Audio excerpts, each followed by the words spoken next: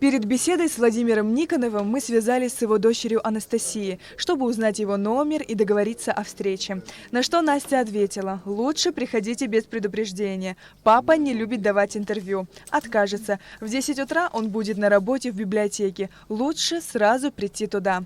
Так мы и сделали. Неожиданный визит удивил Никонова. Однако он любезно провел нас на свое рабочее место и во время беседы вспомнил свои студенческие годы. Вопрос выбора профессии, он всегда был с самого детства мучителен. Я всегда завидовал людям, которые, с детства, что ли, знают свое призвание, которые уже, так сказать, они готовы, знают, как будут дальше жить и чем будут заниматься. Для меня этот вопрос был очень мучительным, и я не уверен, что я выбрал правильную профессию. Все в жизни решает случай, это тоже было как-то случайно. В последние школьные годы немножко так увлекся я театром, был у нас в школе драматический кружок, потом школу закончил, пошел такой, в советское время была такая форма культурно-массовой работы — народный театр. Как-то пошел я в народный театр, и, в общем-то, как ни странно, довольно успешно все это было у меня, очень так и мне нравилось, и льщу себя надеждой, что и публике нравилось, в результате решил как-то пойти по актерской профессии. Владимир Никонов поступил в Московский государственный институт культуры, после окончания которого вернулся в Абхазию. С середины 80-х годов работал в Государственном русском театре драмы, который тогда только становился на ноги. Никонов играл главные роли в спектаклях Червинского «Крестики-нолики», Даниила Харамса «Старуха», «Дорогая Памелла», в пьесе «Прищучил» и других. По мнению Владимира, одна из его удачных работ «Кот в сапогах». По мотивам Шарля Перро. Это была действительно моя любимая роль. Во-первых, она была главная, во-вторых, она была довольно-таки успешная. В-третьих, был хороший спектакль, и довольно как-то он был благосклонно воспринят и публикой, и даже серьезной очень критикой, тбилисской критикой, да. Кстати, тбилисская театральная школа, надо отдать ей должное, это очень серьезная. И приезжали из Тбилиси отсматривать наши спектакли, как-то отметили этот спектакль, и мою работу как удачную такую.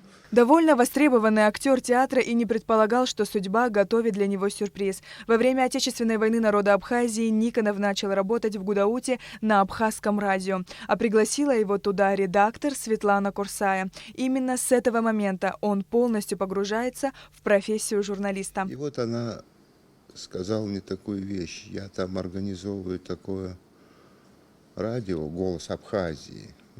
Изначально оно предназначалось для вещания за пределы.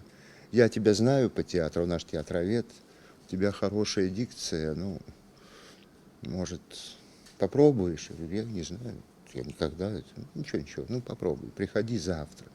Пришел я на радио, встретил меня Гарри Дорофеевич Дбар, царствие ему небесное, и сказал: а я тебя знаю, вот тебе микрофон, иди работай. И собственно, И в этот же день я уже вышел в эфир. Так началась моя журналистская карьера. Для жителей Восточного фронта и для блокадного города Тхуарчал, в частности, абхазское радио было связующим звеном с республикой. От Никонова они узнавали новости. Именно тогда за ним прочно закрепился неформальный титул «Абхазский Левитан». Наверное, это все по аналогии с Великой Отечественной войной. Был такой диктор, Левитан, во время Великой Отечественной войны. Его голос как-то ассоциировался от советского информбюро с сводками с войны. Наверное, не знаю, понравилось, наверное, людям как-то, как я это делаю. Это все, наверное, из-за дилетантства немножко. Все-таки, знаете, те люди, которые прошли школу журналистики, радиожурналистики, на дикторскую школу, это неплохо, это хорошо. В советское время им ставили дикцию, им ставили голоса. По радио они немножко так читали, возвышенными такими голосами, такими четкими поставленными. Это, понимаете, их возвышало над слушателем. А я по-дилетантски читал обычным голосом, даже подкашливал иногда в эфире, запинался. Это, наверное, возникал эффект присутствия. Тут психологически, понимаете, люди сидят в Очимчирском, Тхуарчальском районе, в блокаде, что-то, и вдруг выходит в эфир человек, и такое ощущение, что он рядом, вот он такой же, какой-то простой, он разговаривает просто так легко, свободно, ошибается, там подкашливает. Условия, при которых готовились эфиры, были порой экстремальными и требовали моментальной реакции, вспоминает Владимир. Порой я текст получал за минуту до эфира, за полминуты до эфира, во время эфира. Иногда бывало так, я читаю текст, а еще дописывается его продолжение. Мне его передают через плечо, и я вот так буквально с листа читал. Не знаю, что это. Это, наверное, все-таки, эта театральная школа помогла, собственно, так вот. После окончания войны Никонов еще год проработал на радио. Затем его пригласили на абхазское телевидение корреспондентом и ведущим службы новостей. Волевым решением Руслан Мканович Хашик заставил меня, так сказать, перейти на телевидение. Наверное, это была ошибка. Почему? Я не знаю. Если бы я не перешел бы на телевидение, может быть, до сих пор бы работал бы на радио, стал бы каким-нибудь вообще супер-пупер успешным радиожурналистом. А то, как-то не сложился у меня, видимо, роман с телевидением. Затем Владимир Никонов работал на Абаза ТВ. Его дочь Анастасия пошла по стопам отца и также занялась журналистикой. Кстати, Владимир не одобрял выбор дочери и даже отговаривал ее от поступления на журфак. Я был против категорически. Категорически был против. А так я бы мне не хотелось бы, тогда не хотелось. Потому что я знаю, что это такое, я через это прошел.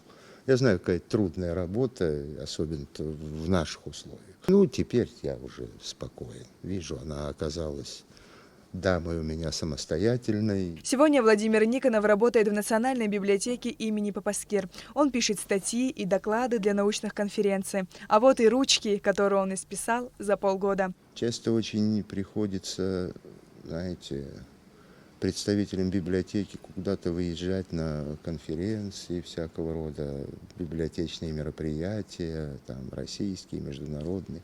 Там надо читать доклады. Как вы думаете, кто их пишет? Вот я их и пишу.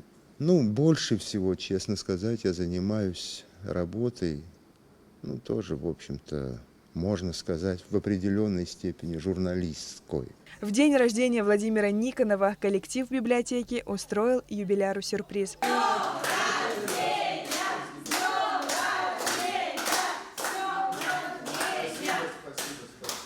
6-0. Если при таком счете сборная Абхазии, сборная России будет выигрывать, то они станут чемпионами мира. А ты у нас 6-0 всегда. Когда в стране было плохо, когда в стране была война, мирная жизнь, Вова всегда имел свое определенное место. К поздравлениям присоединяется и коллектив АГТРК. Мы желаем своему коллеге крепкого здоровья и новых творческих достижений. Сария Кварацхеля, Алексей Баструков, Абхазское телевидение.